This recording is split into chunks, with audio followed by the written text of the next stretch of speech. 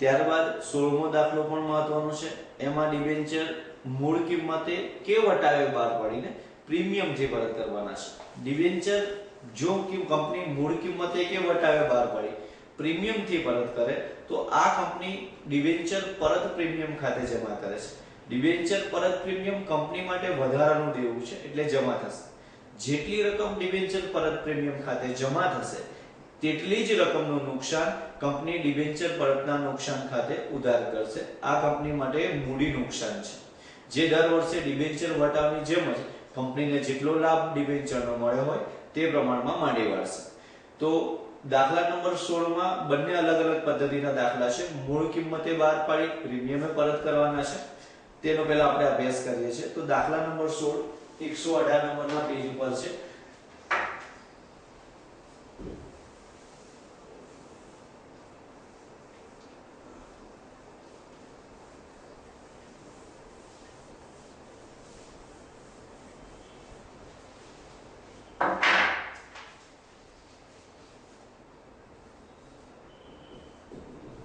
Debenture મૂળ કિંમતથી બહાર પાડી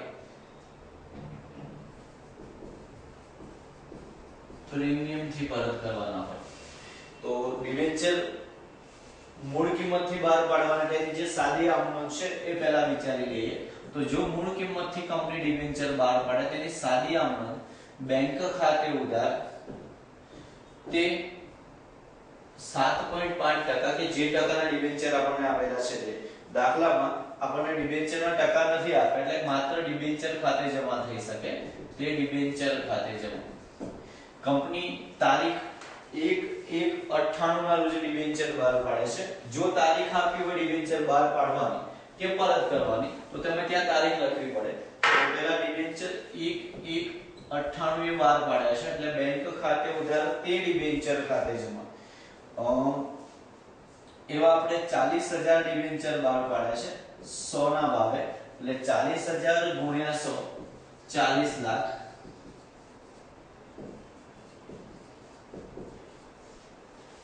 હવે કંપની 10% ના પ્રીમિયમ થી પરત કરે છે. 10% ના પ્રીમિયમ નો મતલબ એ થયો કે કંપની 100 રૂપિયામાં બહાર પાડી પરત 110 કરશે.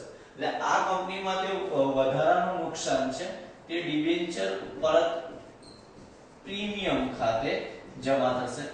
એટલે 40000 ગુણ્યા 10 ડિબેન્ચર પરત પ્રીમિયમ ખાતે જમા થાય એટલે 4 લાખ રૂપિયા ડિબેન્ચર પરત પ્રીમિયમ ખાતે જમા. તો કંપનીએ 40 લાખ લઈ 44 લાખ પરત કરવાના છે.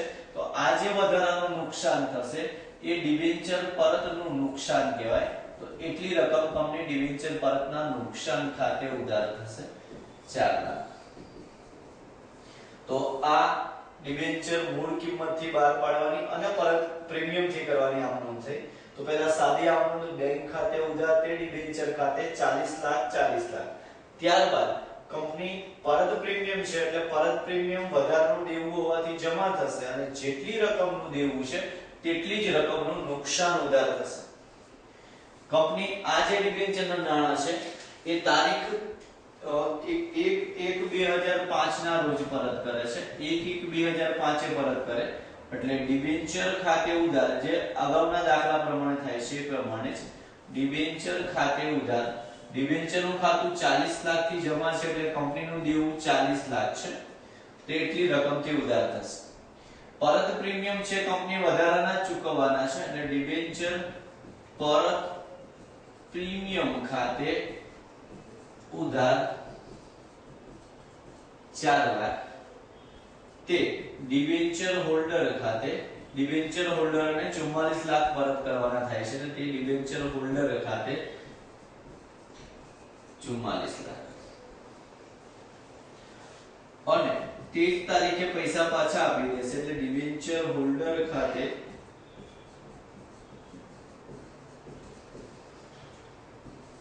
ઉધાર તે બેંક ખાતે 44 લાખ 44 લાખ. આ ડિબેન્ચર મૂળ કિંમતે બહાર પાડી પ્રીમિયમ થી પરત કરવાની આમનોંધ થઈ જેમાં જે રીતે ડિબેન્ચર મૂળ કિંમતે 12 ની આમનું લખ્યા બાદ એમાં પરત પ્રીમિયમ અને પરત નુકસાનની નોંધ કરવામાં આવે છે. કંપની 100 રૂપિયાને 110 પરત કરે છે એટલે ડિબેન્ચર નું ખાતું તો ઉધાર થશે, સાથે સાથે ડિબેન્ચર પરત પ્રીમિયમ નું ખાતું પણ ઉધાર કરવામાં આવે છે અને ત્યારબાદ ડિબેન્ચર હોલ્ડરોને નાણાં ચૂકવવામાં આવે છે. 16નો બીજો દાખલો છે, એ પણ મહત્વનો છે. એમાં કંપની વટાવે બહાર પાડે છે 5% વટાવે, એટલે 100 રૂપિયાનો ડિબેન્ચર કંપની 95 માં પરત કરે છે, 95 માં બહાર પાડે છે અને ત્યારબાદ પરત કરતી વખતે 8% પરત પ્રીમિયમ છે એટલે 108 પરત કરવાનું. તો કંપનીને ડબલ નુકસાન, એક ડિબેન્ચર વટાવથી બહાર પાડે તો 5 રૂપિયાનો કયો ખર્ચ, એ સિવાય કંપની 108 માં પરત કરે છે એટલે 8 રૂપિયાનું પરત પ્રીમિયમનું પણ નુકસાન થશે.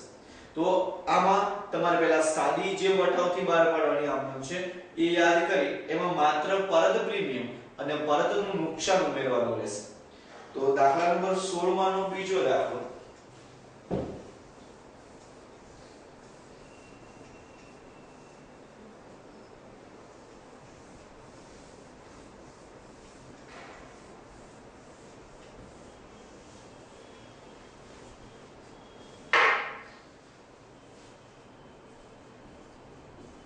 ડિબેન્ચર વટાવથી બહાર પાડી પ્રીમિયમથી પરત કરવાનું. 1/4/99 40,000 ડિબેન્ચર 5% ના વટાવે બહાર પાડ્યા છે. તો 1/4/99 5% ના વટાવથી છે એટલે આપણી સાદી આમનું થાય બેંક ખાતે ઉધાર ડિબેન્ચર વટાવ ખાતે ઉધાર તે ડિબેન્ચર ખાતે 5% વટાવ છે એટલે કંપનીને 95 મળશે 40,000 ડિબેન્ચર પર એટલે અને 5 રૂપિયા 40,000 ડિબેન્ચર પર વટાવ છે તો બેંક ખાતે ઉધાર થશે 38 લાખ અને 2 લાખ રૂપિયા વટાવ ખાતે ડિબેન્ચર ખાતે જમા થશે 40 લાખ. અહીંયા પરત પ્રીમિયમ છે એટલે કંપની જેટલી રકમથી ડિબેન્ચર પરત પ્રીમિયમનું ખાતું જમા કરે છે તેટલી જ રકમથી પરતનું નુકસાન ઉધાર કરશે.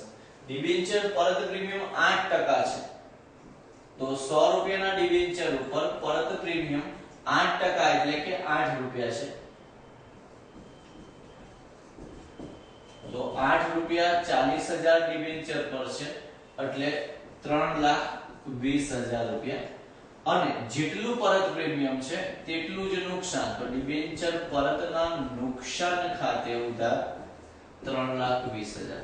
તો હવે આ આમનું સંયુક્ત રીતે એવી થાય બેંક ખાતે ઉધાર 38 લાખ, ડિબેન્ચર વટાવ ખાતે ઉધાર 40 લાખ 2 લાખ, ડિબેન્ચર પરતના નુકસાન ખાતે ઉધાર 3,20,000, તે ડિબેન્ચર ખાતે 40 લાખ અને ડિબેન્ચર પરત પ્રીમિયમ ખાતે 3,20,000. આ ડિબેન્ચર વટાવથી બહાર પાડી અને પરત પ્રીમિયમથી પરત કરવાની આમનું છે. હવે કંપની આ જે ડિબેન્ચર નાણાં છે એ તારીખ 31/3/05 ના રોજ પરત કરે છે. 31/3/05 ડિબેન્ચર ખાતે જમા 40 લાખ છે તેટલી રકમથી ડિબેન્ચર ખાતે ઉધાર થશે. ડિબેન્ચર ખાતે ઉધાર 40 લાખ, ડિબેન્ચર પર પ્રીમિયમ ખાતે ઉધાર 3,20,000, તે ડિબેન્ચર હોલ્ડર ખાતે 43,20,000 અને તે તારીખે નાણાં પરત કરીએ એટલે ડિબેન્ચર હોલ્ડર ખાતે ઉધાર તે બેંક ખાતે 43,20,000 રૂપિયા